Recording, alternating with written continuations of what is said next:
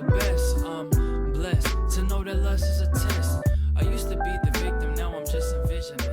I'm knowing this is. I'm Suzi Landolfi, and welcome to Be Crazy Well. Now, why would a therapist say that? Because we all have mental health struggles, even therapists. The good news is we have so much more information about how we can be crazy well. On my podcast, we don't focus on what's wrong with us. We want to know what happened to us.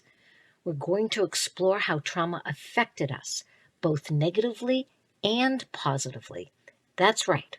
I said positively. It's called post-traumatic growth, and it's a real thing.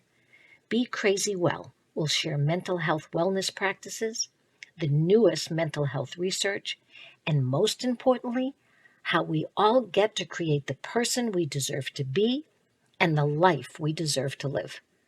So join the mental health evolution and be crazy well. To see within is to know yourself. Welcome everybody to Be Crazy Well. I have the honor, and I really say it's an honor. I've known this man now for, I don't know, over a year or more. I guess maybe even 2 at this point. And I met this gentleman through his daughter, who has been a member of Emerging Vets and Players for a long time. And I'll let him tell you more about her. And she also helped me with horses at a nonprofit that I started. And when she started to talk about her dad, I said, you know, he kind of sounds like a superhero. And then I met you, Scott, and I said, oh my gosh, he really is a real life superhero. And so I want you to tell everybody first, introduce yourself, and tell everybody what you've done. Everybody go get some coffee, because it's going to take a while for him to get through all the shit that he's done. And he's done a lot of shit, great shit. And he's also part of my generation, which I'm really very proud of as well. So Scott Baker, welcome to Be Crazy Well, which I know you are. You are certifiably crazy well. And tell us a little bit about yourself, and then we'll get into what I want to talk about today. Well, I started out as a child, and Wait a minute, just stop right there. I don't know. I think you came out just the way you are right now. That's just my opinion. Go ahead. I grew up in a large family with four boys, and we lived in a trailer, not a mobile home. We didn't have a potty in it. We had to always park near a place. I didn't live in the same spot for 1 year until I was in the 6th grade. Wow, I didn't know that. My dad had anger issues with his neighbors. So we kept moving around the Southern California area, down the LA area. And finally in the 6th grade, we bought a house. But I grew up normal, nothing big, no big aspirations. My senior year, I lived in Victorville. And well, before I moved to Victorville, I was a deckhand on a charter boat out of Pier Point Landing for 2 years. And I'd pilot the boat out, and then I'd clean fish and clean the boat up on the way in. But that's like 15 or 16 years old. I mean, you're like doing that as a teenager. I was as a teenager, yes. Yeah. I've got 30 people on board, the skipper sleeping, and I'm driving the boat across the Catalina Island. What a deal. I felt pretty damn important. I moved to Victorville. My mom and my little brother lived up there. In 1963, I joined the United States Air Force. I want to be a photographer. Everything is going to be greed. I want to be a photographer. The Air Force had different ideas. The Air Force needs policemen, so you're becoming an air policeman. That's when we were called air policemen back in 63. And I went to the tech school at San Antonio. I was fortunate. I didn't think at the time. I went into an outfit called SAC, the Strategic Air Command. To the guys that were in it, it was Seek Another Command. We, at nighttime, we'd do exercises all night long. Security exercises, but it honed us right to a point that when we got into a problem, we didn't have to think of what to do. And that's what training's all about. And that's what's driven me through my career. I went to Vietnam as a dog handler. I was a sentry dog handler. I went to Vietnam with a dog named Charlie. And if the younger generation don't cannot appreciate the humor there, the I, code name for the Viet Cong was Charlie. So that's I'm going to right. Vietnam. Uh, but he kept me safe. There'd be times out there that they'd be shooting over the top of my head, and Charlie is jumping up trying to catch the pretty little pink things flying through the air, which I did not appreciate. I came back to the United States, went back in the SAC again. I uh, I became part of a specialized Air Force unit called the 821st Combat Security Police Squadron. We were an Army company in the Air Force. There'd be times when there'd be a trouble spot in the world. They'd say, hey, we need 5 dogs, we need 100 air policemen, we need their admin people, and we need their finance people. And we have to be ready to go in 24 hours. And we'd get on a plane, we'd take off to different parts of the world. We were deployed to Vietnam, Germany, we played all over the world. Wow. In about 70, they terminated that unit. So I went back in the SAC again. And I had 4 stripes. I was providing security for a guy who had 3 stripes, and he's telling me what to do. And I said, no. By this time, I was working with the Yuba County Sheriff's Office as a reserve deputy sheriff with their canine program. And hey, that's pretty good. For a couple of years, I did that. And when I got out, what do I know? I've been a cop all my life. So I went to police academy. I was the first one at Butte College now, but it was Feather River Police Academy at the time. Paid my own way because I was a reserve. And I got hired with Oroville PD. I was with Oroville PD for 5 years. There was an issue that happened there, so I went to the Mendocino County Sheriff's Department. But that was fun. That was something. I stopped a guy one night. I thought he flipped a cigarette out of his truck. He didn't. It turned out he was the fire chief, and he was impressed I had an AA in fire science and law enforcement. So he asked me to join the fire department. So I joined the fire department. Oh my God, that's an amazing story. And if you're on the fire department, you're on the ambulance service. So I'm the only deputy in the whole county that's an EMT. And your good friend in October 18th of 1981 was in Cobolo, the town I was a deputy in. And this 18-year-old was very pregnant. And I drove the ambulance out, and I helped get her into the ambulance. My brother drove it to the hospital because he was on the fire department. And Danielle was born because I loaded her in the ambulance when she was still So inside the you weren't the original father, right? You weren't the father. So this young woman who's pregnant is delivering this baby. You are there to help deliver this baby, right? As an EMT. And you end up adopting this little girl. Yep. So we're already in the process of adopting the girl because she was the local judge's daughter, a granddaughter, and she lived in Los Angeles, not far from where that young girl lives today. And when she became pregnant, the guy says, "Hey, get out of here!" And he threw her out, and she was devastated. So she talked to her dad, her grandfather, and we started the adoption process. So she came up to see if we were going to be good parents. But I had the opportunity to load her in the ambulance. That was really cool. It's amazing. And And your daughter's a remarkable woman, Danielle Baker. She's remarkable, and you have an adoptive son as well. So I belong to a group, Merging Vets and Players, and almost every time we have a Zoom meeting, I bring her up. I know you But do. She's a veteran I, too. She's a combat she's a veteran. combat veteran, 2 tours. Yep. And while I was the deputy sheriff, I was also a California National Guard. I was a combat engineer, demolition specialist. After 7 years with the sheriff's office, a position opened with the California State Fire Marshal's arson bomb unit, and as a bomb technician. So I took that job. I became a bomb technician and certified fire investigator. I was also an instructor. And while here, I was in the California Air National Guard. And I realized why I had got out of the Air Force at the beginning, but now I've got too many years vested in my military. So after 4 years, I went into it as a reservist, and I was in the Air Force Office of Special Investigation. And because I was bomb tech and fire, they utilized my knowledge, my expertise around the world. I've flown virtually around the world doing different investigations or teaching classes to all of the branches. And you And I've still had teach. I still teach. I'm tell everybody I'm bilingual. I I teach at the fire academy and the police academy. Oh my So gosh. and the nickname they gave me was Smokey the Pig because that's what I did. I was a fire guy and I helped people off the jail that were starting fires.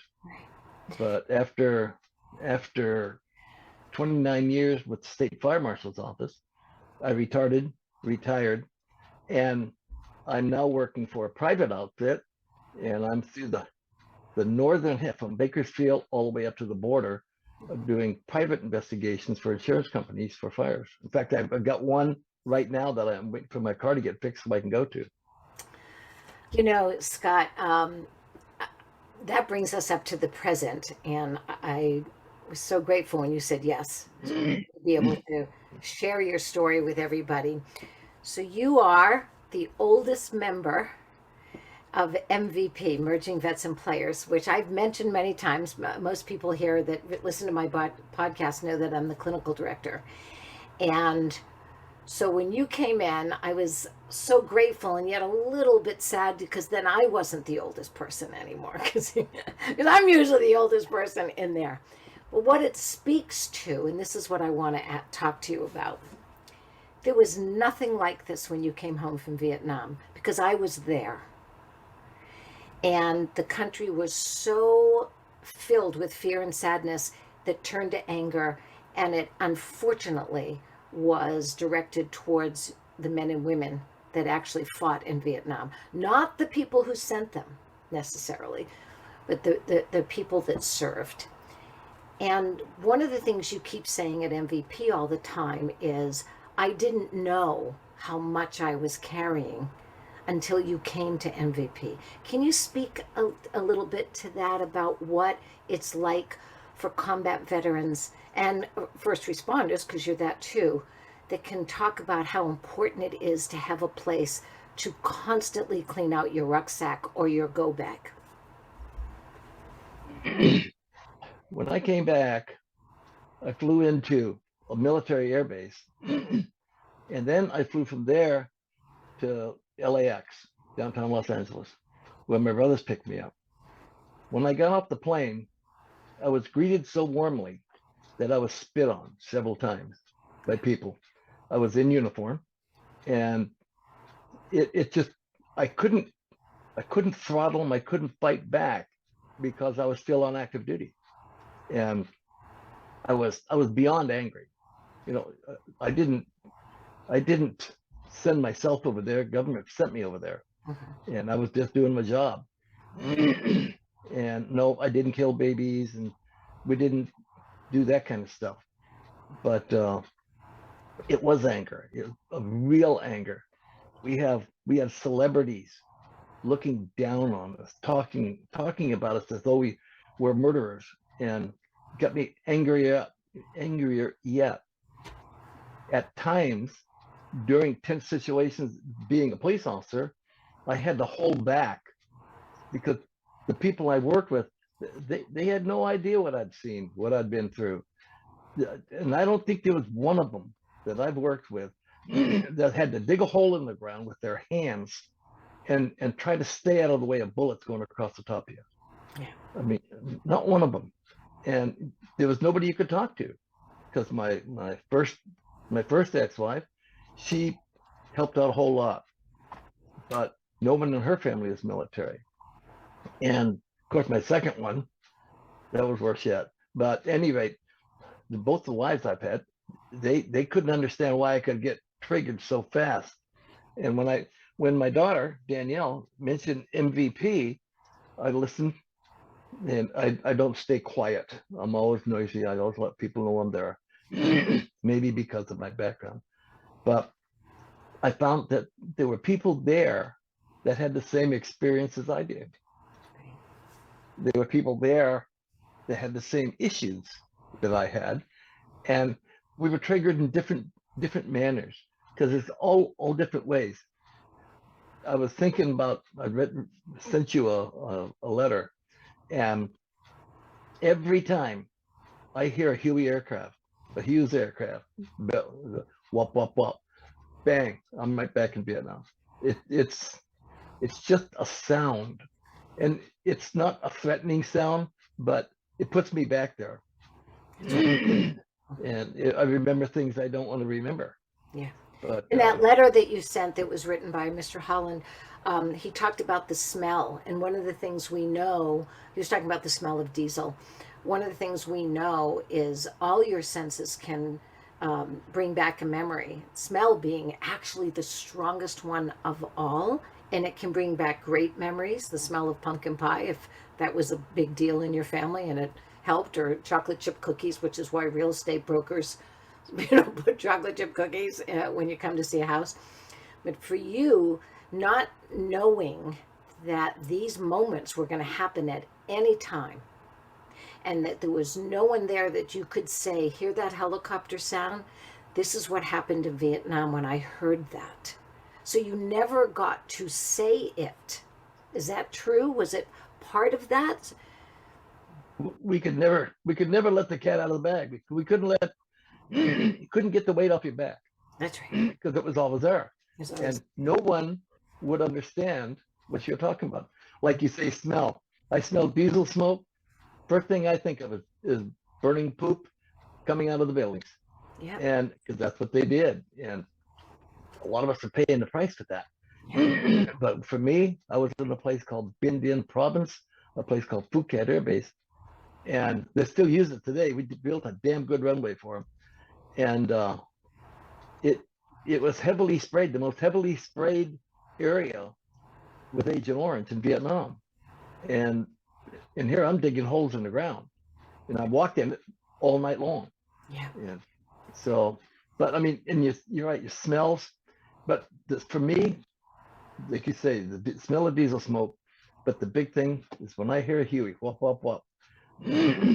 I actually got to fly 12 missions with the Army until the base commander found out. And then he said, any of you Air Force people flying combat missions with the Army, if I catch you, you're court-martialed. So that sort of cut that short. He said, let the Army do their job, you do yours. Right. But what are you going to do in a combat zone on the day off? That's right. But the bad, and it's interesting, we don't forget it. We don't forget what happened over there. We don't forget our feelings. We don't forget what we lost over there. But we've learned how to tuck it away. We've learned how to stick it in a pocket, stick it in the back area.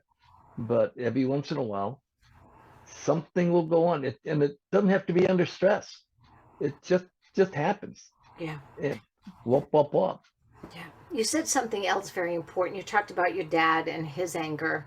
We're talking about generational things all the time. We're now much more aware of how our childhood and how our generational trauma gets passed down. And also generational superpowers can get passed down as well. And I was thinking, I didn't know the story about you living in a trailer and moving. That ability to be flexible, to be able to move and almost stay anywhere at any time is a superpower. It's a superpower. Like, people can't do that very often. I think we do it better now than we did when when you and I were growing up. A lot of people did work one place for 40 years and got the gold watch. And now not so much. I see now the world is different, which it's supposed to be. What's interesting to me is this week alone, I spoke to two young people in their 40s, late 40s, and both of their fathers were Vietnam vets. And I don't think we've done enough why you're so important to us at MVP, because we have a lot of what I would call baby boomers and younger that had fathers and some mothers that went to Vietnam and went through that has never had anyone. And I got to talk with them both this week. I mean, 2 in 1 week.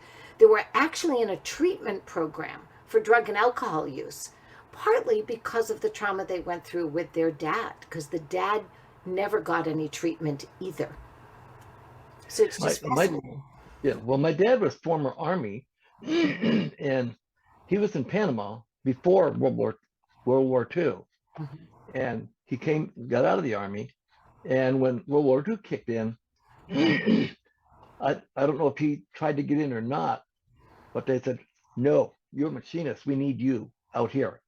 So my mom and my dad were both machinists, and they did machine work. Yeah. My dad wanted girls. He got 4 boys. And we were never really close to him. I learned how to work on cars. I learned how to brake cars.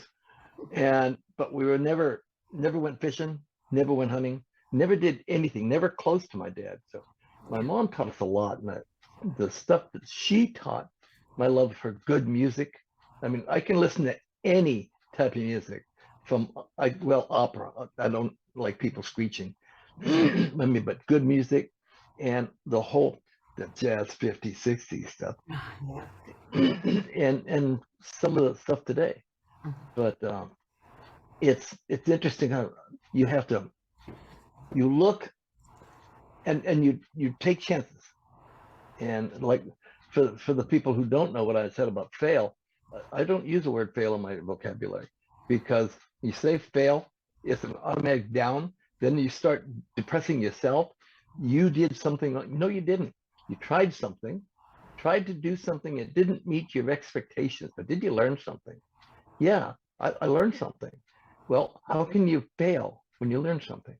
That's right. And I think if more people look at it that way, there won't be so many depressed people. Yeah, But I agree. Tell me, so you go into your first MVP huddle and you have to do it by Zoom because you're not in one of the cities where we have a live huddle where we work out for 30 minutes and then we sit down on the mat and share our stories with one another. So you come in through Zoom, which is really important.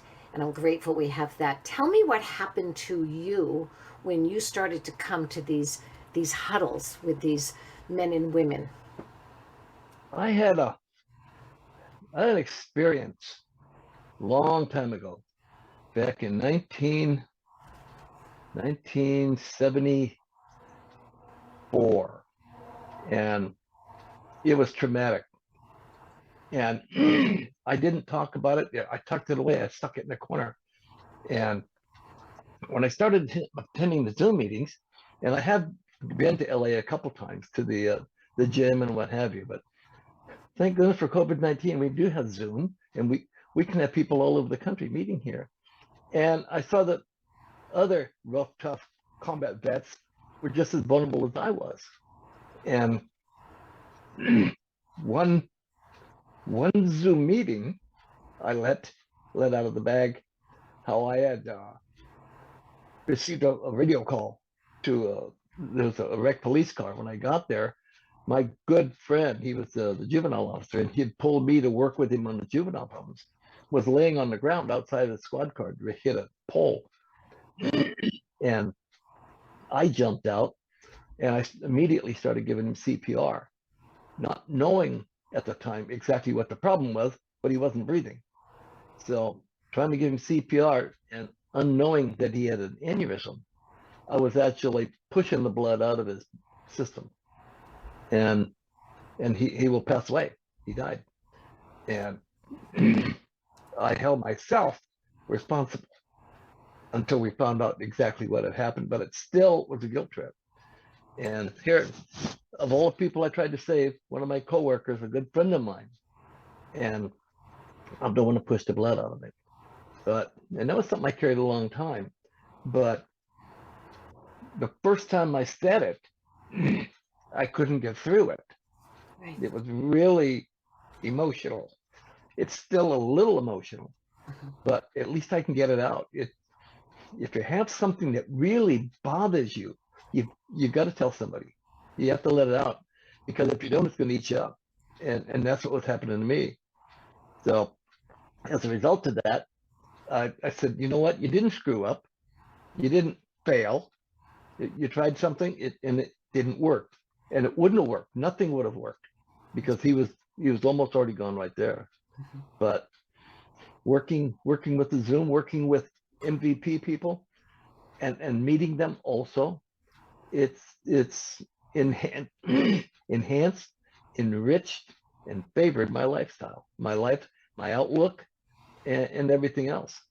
I've seen people on our Zoom meetings, and they have real problems. And the first time he came on, it was dark. He was dark. The area was dark. Everything was dark. The next week, because our people jumped on it and started doing things, contacting, collecting, helping him out, he was like a damn light bulb. And he was bright. He was bouncy. You know who I'm talking about too. You. And he's a little star. He's up there raising all kinds of stuff. And I thought it was pretty neat that we have that effect. And the amount of help that we have given with our organization over the years, the last 6 years. When I tell people about the suicide rate and then what our loss rate is, they say, what? They don't believe it. I said, yeah, hey, it works. It works if you work it, right? It works if you show up. It works if you speak up. We got this crazy lady, this little snot-nosed kid.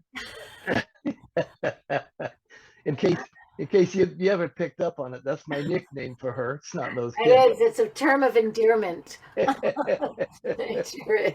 You know, I want to say something about how, first of all, you're such a blessing. And I can't even tell you how many times people say, thank God for Scotty Baker. Thank God that you're in that room with us. There is something we need desperately in our culture and our community, and that is generational wisdom.